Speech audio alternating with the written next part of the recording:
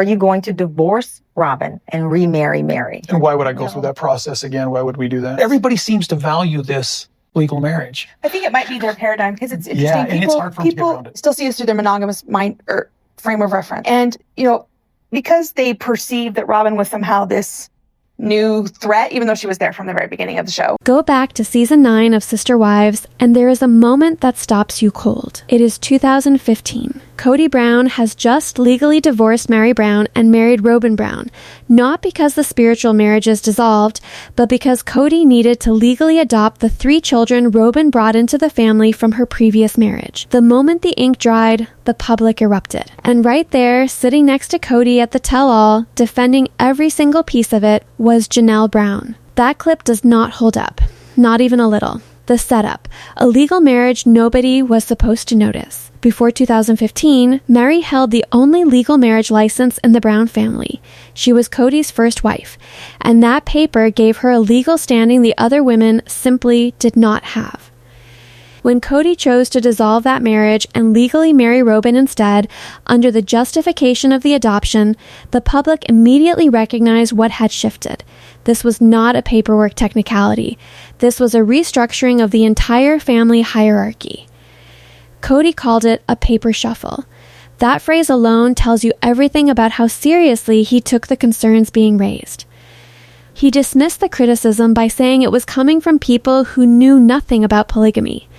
He told the interviewer, "And why would I go through that process again? Why would we do that?" referring to the suggestion that he might divorce Robyn and remarry Mary. His framing was that the legal marriage was irrelevant. His actions, however, told a completely different story. What makes this even more significant is that Kody's own church found the decision offensive. He admitted this himself during the same tell-all. The reason is rooted in how these plural marriages are structured. The first wife, in this case Mary, is supposed to hold a place of honor. Every time a new wife enters, the existing wives make a sacrifice.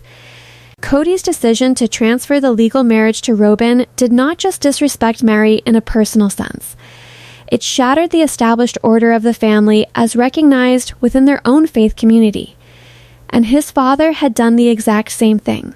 Kody's father divorced Kody's mother and made Janelle's mother the legal wife because she was the favorite. Kody watched that pattern growing up and replicated it. Janelle steps in and says too much. At the season 9 tell-all, the seating arrangement was noticeable. Mary and Christine, the 2 women most visibly unsettled by the marriage change, sat on one side. Janelle sat next to Kody. And then Janelle, who in previous tell-alls had been measured and restrained, became the loudest voice in the room defending what had just happened. She said if they would have been there to see me coming in or Christine coming in, they would have seen the same thing. They only see Robyn. She continued, they already have a distrust for Robyn. For some ungodly, unknown reason, they have this distrust for Robyn. They see this legal switch, and then they're always like, well, see, we were right the whole time.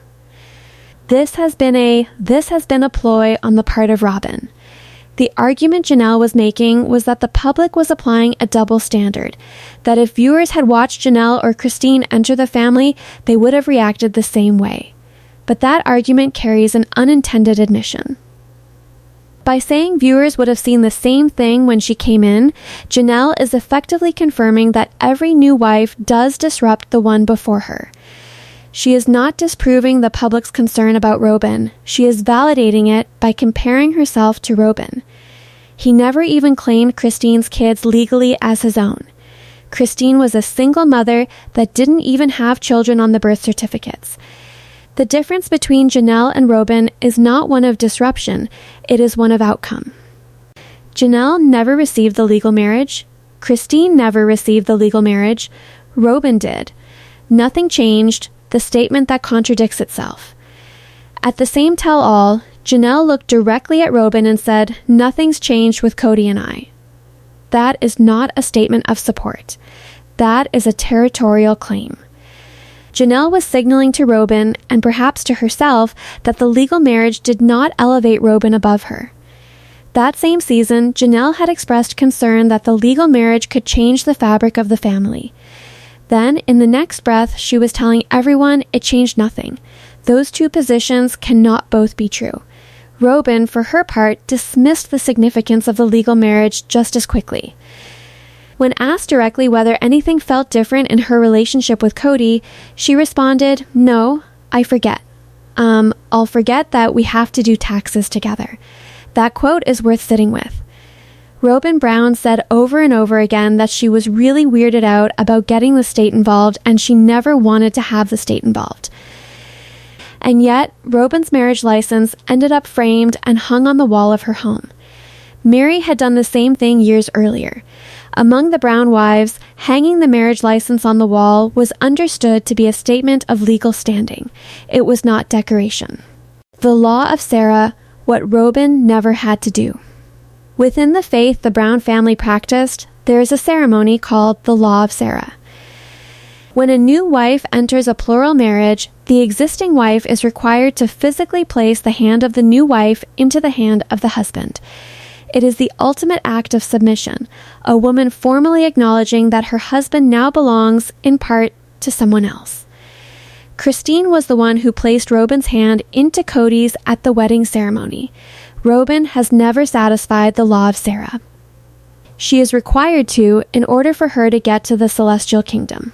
Every wife who came before Robyn went through this ritual. Every wife before Robyn experienced the specific pain of handing their husband to another woman. Robyn has never experienced that. Robyn has never had to go through the process of what it feels like to be rejected once Kody takes on someone new. She has only ever been on the receiving end. She was able to avoid it by getting Kody to be exclusive to her during COVID. Kody effectively abandoned all the other women. The other wives did not leave the marriage during COVID, the marriage left them.